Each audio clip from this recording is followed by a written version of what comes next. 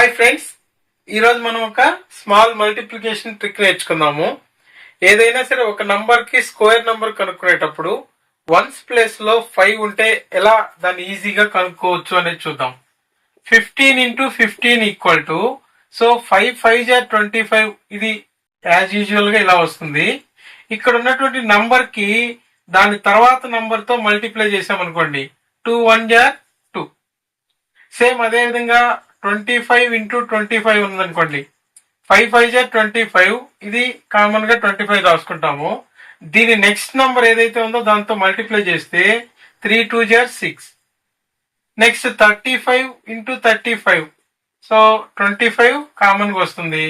3 into 4, దీని next number తో చేస్తే 3 4 12. అదేవిధంగా 45 into 45 equal to, so 4 5 20 25. 55 into 55 equal to 5 తర్వాత 6 కాబట్టి 5 6 30 25. సో ఇక్కడ మీరు నెక్స్ట్ 75 into 75 ఎంత వస్తుందో ఒకసారి గెస్ చేయండి. Next 105 into 105, same reason. 10 తర్వాత 11 వస్తుంది కాబట్టి 11 10 110 25. సో ఈ ట్రిక్ నచ్చితే లైక్ చేయండి.